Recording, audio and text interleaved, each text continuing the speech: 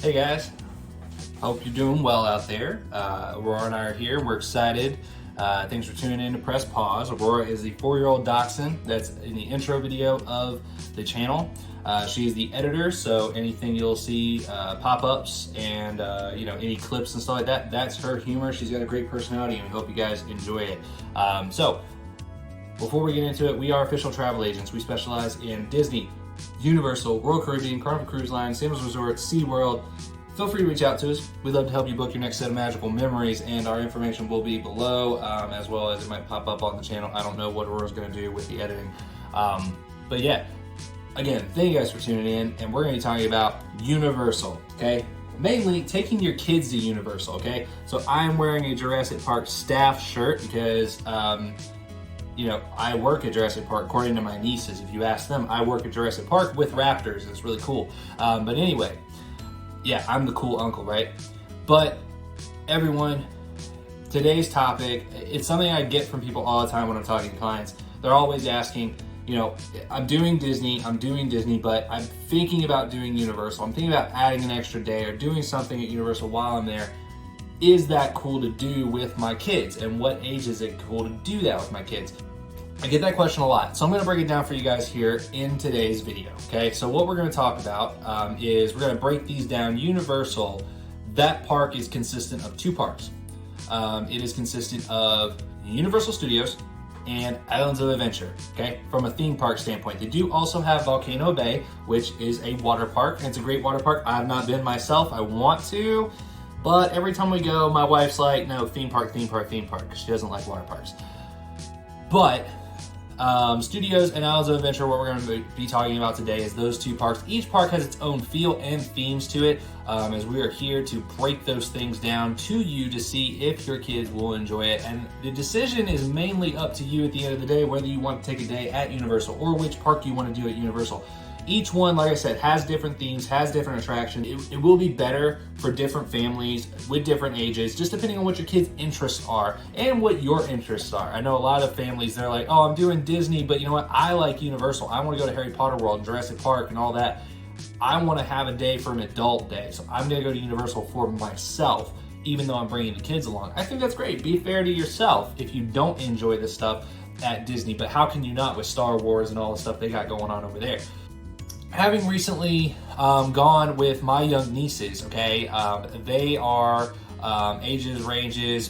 we went age range from like 3 to 5 is when we went there with those two. I can tell you exactly what they did enjoy and what they couldn't partake in. So rides. Studios has more show type rides than Islands of Adventure side. But for kids themed rides, you have King and Kudos, which is kind of like the Dumbo rides at Disney, or Aladdin's Magic Carpet at Disney. It's kind of like that, very simple, very smooth ride.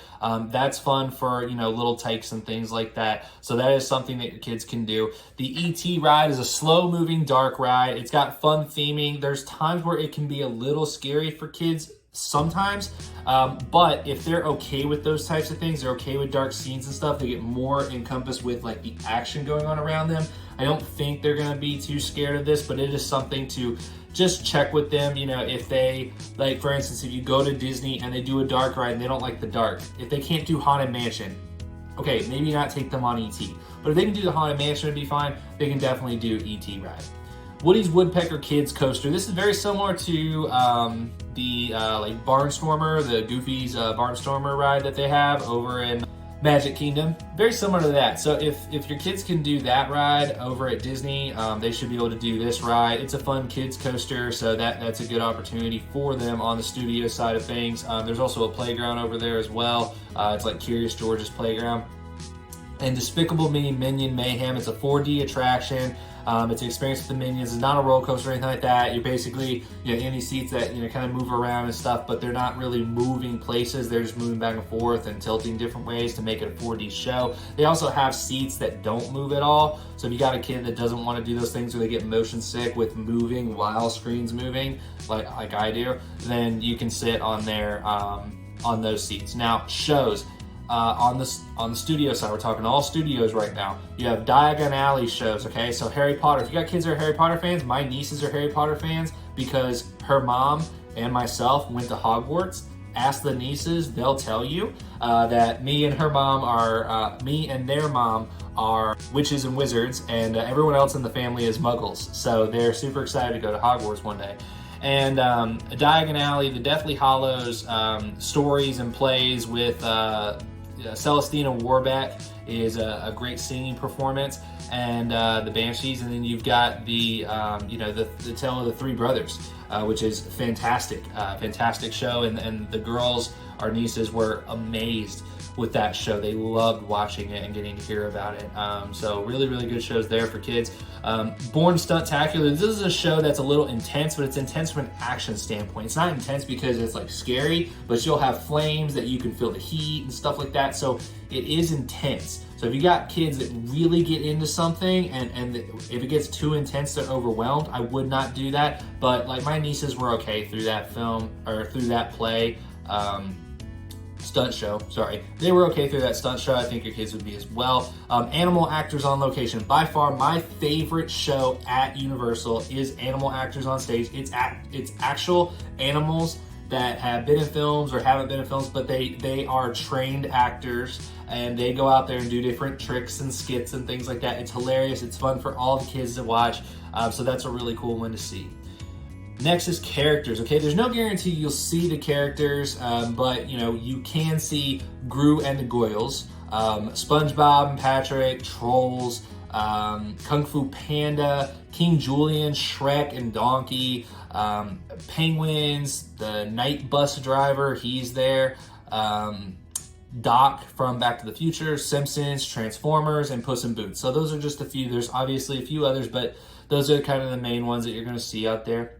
Also, Diagon Alley is a very immersive experience in general. So if your kids really like Harry Potter, they could really spend all day there going through all the different places. Now, to warn you, it is a big shopping area. So if your kids go through there and they're in awe and they're the type of kids that they're going to grab something and they want to buy it, if you don't let them get it, they're going to cry. Kind of avoid Diagon Alley a little bit, because it's not the type of place for kids like that, because you'll have a grumpy kid all day. Now, moving on to the Islands of Adventure side of things, okay, for rides, you've got Fly the Hippogriff, okay? This is great kids coaster attraction. Again, it's a kids coaster, kind of the Woody's Woodpecker on this side. Very good attraction for kids. They will love it. It's not intense. So yeah, that's a really good one. Cat in the Hat is a dark ride for Dr. Seuss. I think the kids will really enjoy that, especially if they've read Cat in the Hat. That's a good one. One fish, two fish, red fish, blue fish. Very similar to Aladdin's Magic Carpets or the Dumbo rides over at Disney. So pretty much anyone can do that. That's a really good ride for them. The Carousel, which is a merry-go-round type of attraction. It's a carousel, so anyone can do that. The Seuss Trolley. To me, I love this ride. It's kind of like a people mover ride over at Disney, so anyone can do it. It's fun. It's got some cool rhymes on it as you're going up and around the track, and your kids get to be elevated. That's a good one to do. Jurassic Park the ride. Now, this one is a themed ride for Jurassic Park, obviously, and it's a log flume style ride. The log flume itself is not that bad, but the theming, once you get inside, there is a large dinosaur, carnivore dinosaur, sharp teeth and all that, coming at you as you go down the waterfall. So it can be really intense at that one point in the ride and scary. So if your kids get scared at things that are too intense or something coming at them that's too scary and they can't zone out and understand that's not real, I wouldn't put them on that, but it's a great ride for the kids that can do it. Kong Skull Island, okay? I can ride it. It's not that bad from a motion standpoint. It could scare kids because it's got some dark themes and stuff like that in it. You're in caves and things, and there's creatures all around you, moving the bus around stuff. Kong is holding you at one point, so it can be a little overwhelming, but again, as long as your kids can pull themselves out of that and understand this isn't real, I think they'll be fine. Pteranodon Flyers. This is so fun for kids. You get to soar above the park in these little basket things under a pteranodon, which a pteranodon, for those of you who don't know, is a pterodactyl basically. So really, really fun experience. I haven't gotten to do it because you can only do it if you're accompanying a kid. But yeah, every time me and my wife go, we're always like, oh, let's borrow someone else's kid to do this. And we've legitimately thought about doing that. We haven't done it yet, but that's a good ride for your kids. Spider-Man, the ride. This is an awesome attraction. It's themed to superheroes. I think your kids will really enjoy it. I don't really see, many kids not being able to do this ride. X-Force, the X-Force ride, which is like a carnival style ride for kids, kind of like a teacup type of thing almost. So your kids should be able to do it. That would be a fun one if they like superheroes. Popeye Ride is river raft type of ride. I'm pretty sure most kids can do this. It shouldn't be that big of an issue. And then the Dudley Do-Right log flume ride. Again, it's just a log flume ride. It's not as intense as the main drop on Jurassic Park ride, but it's a cool one, so I think your kids would enjoy it. It's got some fun theming there. Popeye and Dudley Do-Right on those two water rides, so that's a good one to check out. Next is shows. Again, there's not as many on the island side as there is on the studio side, but they have a few. They have a Dr. Seuss storytelling that happens in the Dr. Seuss land, so that's one to check out. It's got some characters there you'll see, and a couple of Harry Potter short shows, which will be like, the frogs actually chorusing and stuff, and then you've got like Durmstrang and the Bobatons coming in and doing some performances, so that's really cool. And then as far as characters, the main characters to focus on this side is going to be the Marvel area, where you're going to see Cyclops, Wolverine, Storm, Rogue, Spider-Man, Green Goblin, Captain America, and Doctor Doom. All of them can possibly be seen out there.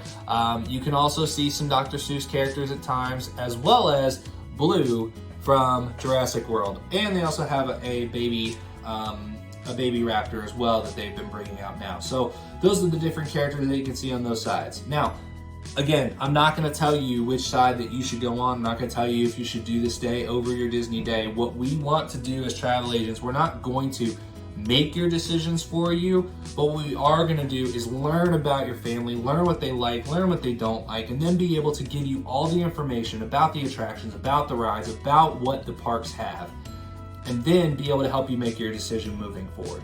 Okay, so if you have littles, they don't really like intense rides, they get scared of it. Okay, maybe you should look at the studio side of things, because it's got, more show type of atmospheres. There's more shows over there.